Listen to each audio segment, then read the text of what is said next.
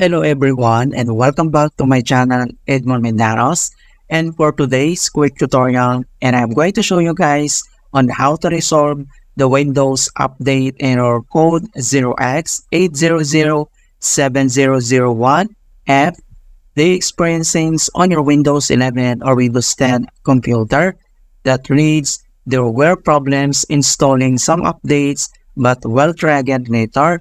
If you keep saying this and want to search the web or contact support for informations, this may help. Kung paano ba natin yan i-fix, and without further ado, and let's go ahead. So all you have to do is to open up on a search menu, and then kailangan mo lang i-type dito yung troubleshoot settings, and then click mo lang dito yung open. And then dito sa troubleshoots, and then dito lang sa options, under nito ay kailangan mo lang i-select dito yung other troubleshooters. So click lang natin ito. And then dito sa other troubleshooters, and then dito lang sa most frequent, under nito ay kailangan mo lang select dito yung Windows Update, and then dito sa right side, kailangan mo lang i-click itong run. And then wait natin na ma-complete yung detecting problems, initializing, and then yung diagnostic. Alright, so makikita mo dito na troubleshooting has completed. So ang next step, so close lang natin tong troubleshooter settings.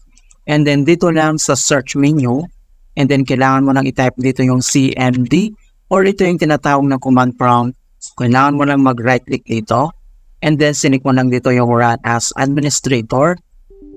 If you receive user account control, and then click mo lang dito yung yes. And then dito sa administrator command prompt, ay kailangan lang natin i-enter yung command keyword na Dism space slash online space slash cleanout dash image space slash RestoreHealth, and then copy lang natin yan. And then kung paano ba natin dito i-paste, so dito lang sa taas kailangan mo lang mag-right click, and then select mo lang dito yung edit, and then click mo lang dito yung paste, or pwede mo gamitin yung keyboard shortcut na Ctrl plus B, and then click lang natin yan, and then press mo lang yung enter. Okay, so makikita mo dito na deployment image, servicings, and management tool. So dito ay kailangan lang natin hintayin na ma-complete ang verifications into 100%. Alright, so makikita mo dito na the restore operations completed successfully. So ang next command keyword na kailangan natin i-enter ay type mo lang yung sfc space slash scannow. So in all small letter lahat, and then yung slash scannow ay one word po yan. And then press mo lang yung enter. And then makikita mo kaagad dito yung beginning system scan. This process will take some time.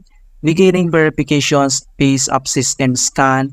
And then kailangan ulit natin na hintayin na ma-complete yung verifications into 100%. Okay, so makikita mo na dito na verifications 100% complete. So ang next step, so close lang natin itong CMD, and then dito lang si start menu at kailangan lang natin mag-restart. Okay, so click mo lang itong restart.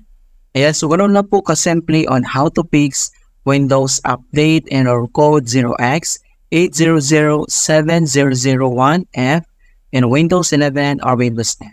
And please don't forget to like this video, subscribe to my channel for more quality content. Thank you guys, and see you in my next tutorial.